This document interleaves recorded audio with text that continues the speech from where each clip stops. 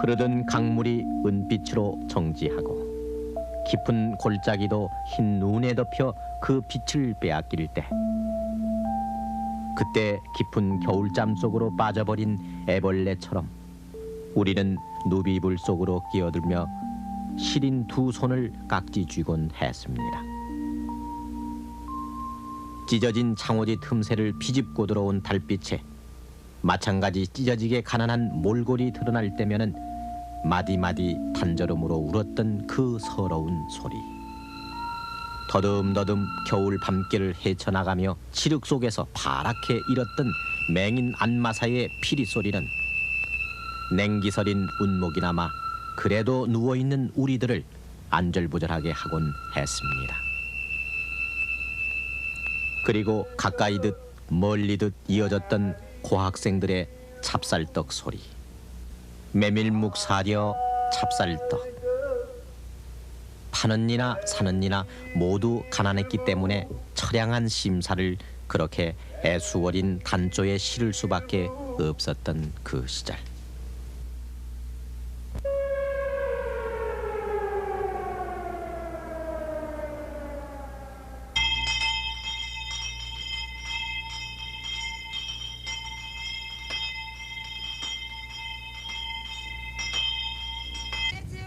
지금은 미로 속으로 사라진 그 겨울밤 소리.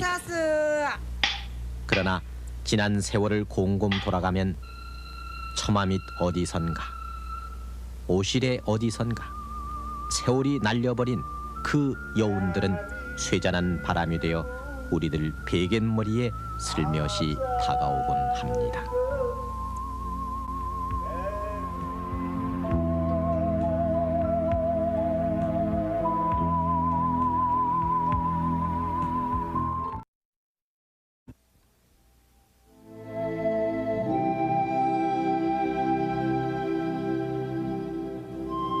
잘못 마마를 알아 우리 몸 어디엔가에 있는 마마 자욱처럼 우리의 언젠가의 모자원이라는 낱말이 있습니다. 어머니와 아이만이 산다는 모자원. 팔부능선 어느 기슭에서 포연에 가리운 채 묘비명 하나 없이 떠났던 남자. 망각의 바람결에 묻혀 악몽은 사라지는 듯 했으나 그러나 하루 또 하루의 생존을 위해 전쟁이 지나간 그 자리에서 또다시 처절한 포복을 해야만 했던 미망인과 유복자와 이산 가족의 몸부림이 그 시대에 있었습니다. 미아리 눈물고개, 이미 넘던 이별고개, 화양연기 앞을 가려 눈 못 뜨고 헤매일 때, 그 유행가의 가락은 이미 노래를 넘어 벌거숭이로 남은 전쟁 미망인에겐 절절한 통곡으로 울려왔습니다. 자식을 떠나보내고 여생을 헤아리는 노부모와 자신의 한 끼니 밥을 위해 그들은 거리에 나섰습니다. 그리고 유복자와 숱한 전쟁 고아들, 구두를 닦고 넝마를 줍다가 혹은 끔도 팔았고, 그리고 어리고 여린 목숨을 부지하기 위해 지나는 아저씨 아주머니의 오발을 붙들고 애걸을 해야만 했던 1950년 후반 우리의 모습이었습니다. 사지 멀쩡한 청년 장년이라고 도시 나을 게 없었습니다. 서울 청계천변 혹은 봉촌동 산기슭에다 얼기설기 만든 바람막이 판잣집이 가진 것 없는 무사람의 부러움을 받았을 때 그들은 빈 지게에 황량한 바람만 지고 퉁퉁 부른 국수가락으로 빈속을 채웠습니다. 그리고는 담벼락 밑을 찾아 온몸을 녹이다가 불현듯 짧은 이 세상에 인연을 다하고 차디찬 60만 가만히 몇 장 안에 남았던 사연이 거리마다 널리곤 했습니다.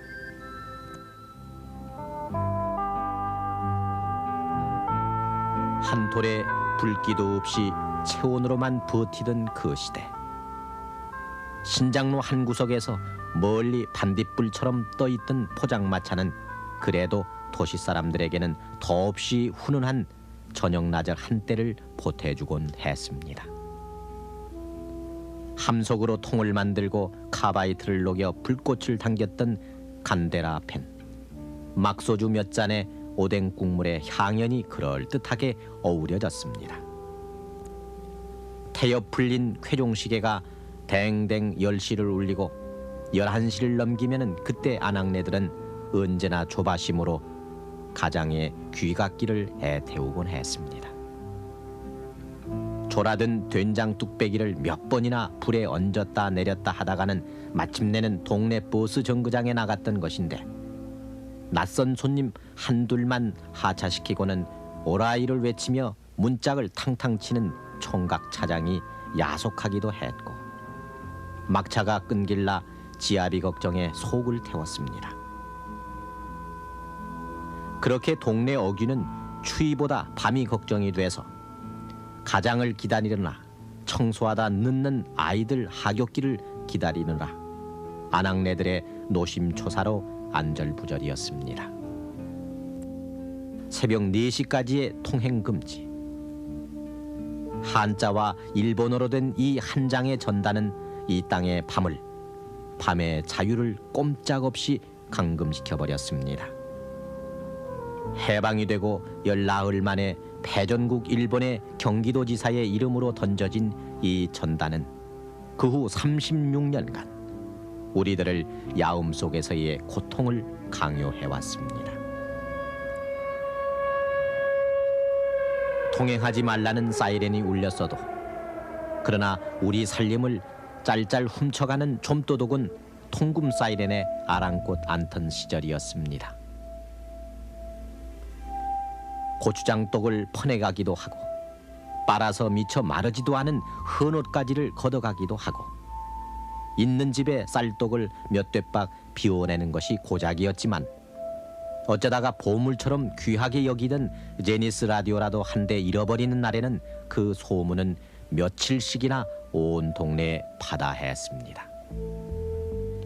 그래서 별반 잃어버릴 것 없는 집 담장 위에도 병을 깬 유리 조각을 꽂아 어설픈 무장을 하기도 했고, 새벽 4시 통금이 해제될 때까지 순찰을 도는 야경꾼은 도둑을 쫓는 건지 두려움을 달래는 건지 더욱 세게 딱따기를 두드리곤 했습니다.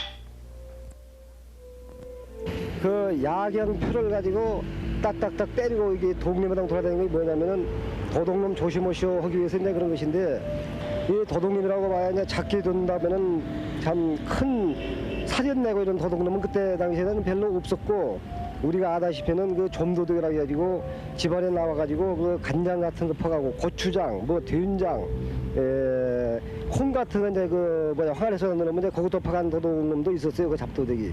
자꾸 보면은 이 동네지간에 사는 사람이라서 크게 벌은 못 썼죠.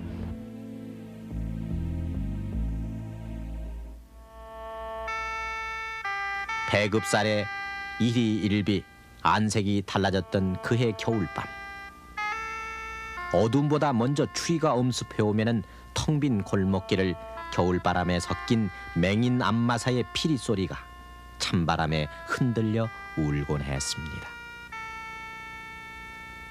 부르는 이도 없건만 혹 바람소리라도 잘못 들은 건지 가다가 뒤돌아보고 가다가 멈칫 뒤돌아보고, 맹인 안마사는 겨울밤을 시리도록 하얀 지팡이로 짚어가곤 했습니다. 찹쌀떡 사려, 메밀묵 사려. 말은 공부하는 고학생이었으나 연령이 급급했던 소년들. 배움은 선택받은 몇몇 사람들만의 것이었고, 그래서 고학생들의 서울살이는 의뢰이 보리 몇 되박 간장 한 종지, 그리고 밤이면은 이렇게 목쉰 외침으로 시작됐습니다. 밤마다 아이들 성화에 졸린 어머니가 며칠을 별러 고이춤에서 꼬깃꼬깃 접은 10판짜리 한 장이라도 내주는 날은 찹쌀떡 장수가 그새 멀리 가버리진 않을까 안달하는 아이의 발걸음이 부산했고, 그날 밤은 또 온 식구가 몇 개 안 되는 찹쌀떡을 놓고 어머님 드셔보세요. 아니다, 애들이나 주어라. 한참을 사양하다 한 점 깨물어 보면 찐득찐득한 찹쌀에 달콤한 팥 버무리게 그 맛은 긴 겨울밤에 감칠맛 나는 한 조각 추억이었습니다. 서울 아현동이나 영천시장에서 떼온 말랑말랑한 찹쌀떡은 나무 상자 한 통 다 팔아봐야 잔돈 몇 푼에 지나지 않는 것이었지만, 그나마도 안 팔리는 날이 많아 딱딱하게 굳기가 일쑤였고, 찹쌀떡 사려 메밀묵 사려 외쳐대던 고학생의 목젖은 사흘이 멀다 하고 쉰 소리를 내야 했습니다.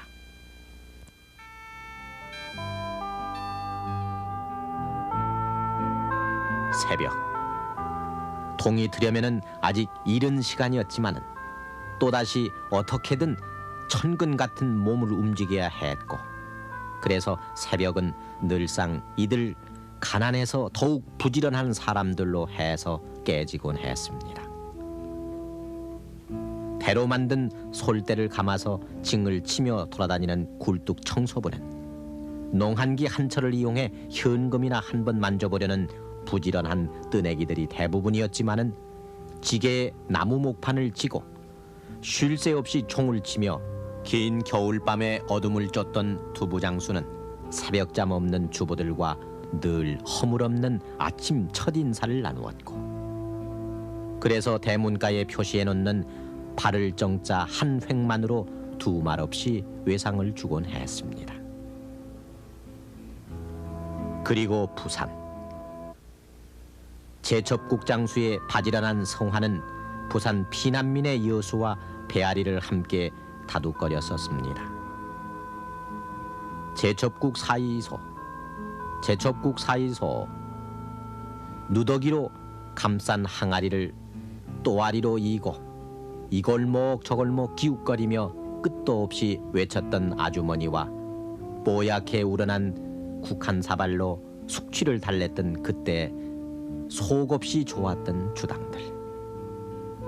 길고 적막했던 밤은 그렇게 풀렸습니다.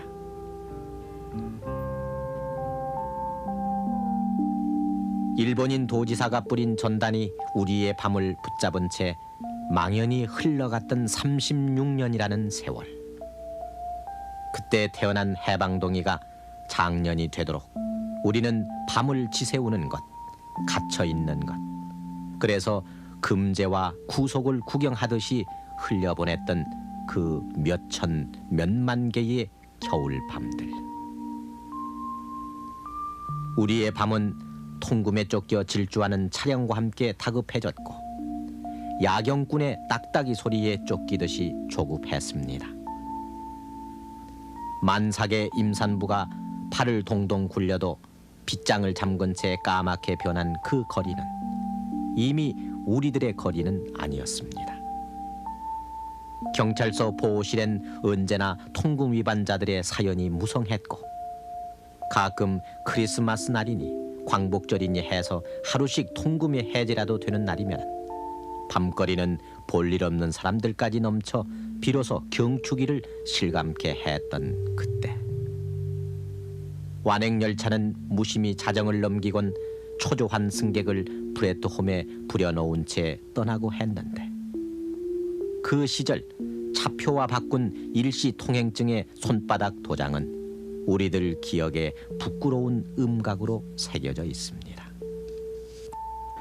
정상적인 운행을 못할 때 남부지방에 비가 많이 왔을 때는 서울에 도착하는 열차가 통금에 저촉받을 경우가 있었죠. 그럴 때는 파출소 직원들이 나와서 그 일시 야간 통행증을 한 도장이 있습니다. 그걸 종이에다 쭉 인쇄를 해놨다가 열차에서 내린 손님들에게 표를 받으면서 그걸 주면서 버스를 타시게 해서 가시도록 했죠. 그 경우에 이제 또 저희들이 예상했던 인원보다 조금 많을 때, 종이가 용지가 없을 때는 부득이 손바닥에다가 도장을 찍었으니 이건 이렇게 좀 몇 명은 양질해 주십시오 해가지고 집이 귀가하는데 시장이 없도록 하는 사례도 있었고.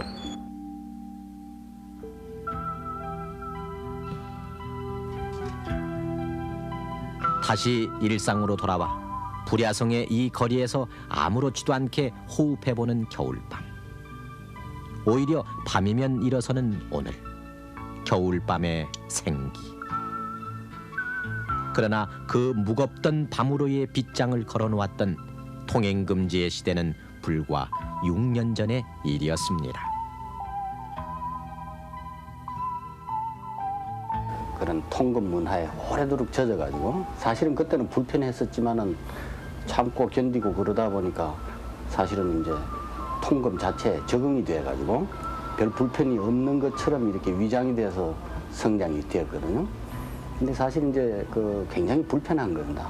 지금 한 6년 전에부터 이제 통금이 해제가 돼가지고 많은 문화적인 그런 사회적인 변화 이런 게 일어난 건데 통금 이 하나가 변화됨으로써 그게 연관되어서 자율적으로 변하는 게 참 많거든요.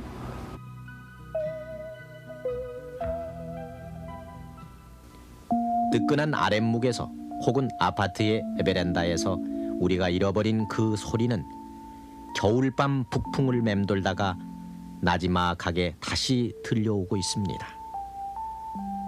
긴 밤이 우리의 대문을 잠그게 하고 드디어는 겨울이 우리의 핏길을 가시게 하고 그래서 밤으로만 움츠려들었던 그 시절. 서러운 단조로 울었던 안마 사이의 피리 소리에 어느새 잠이 들다가 딸랑거리는 투부장수 종소리에 대문을 열었던 토막난 채 버려졌던 그 겨울밤 소리들이 오늘 이제는 며칠 탓이 없어 홍조 띤 얼굴로 잠든 아이들 위로 소리 없이 내려앉고 있습니다.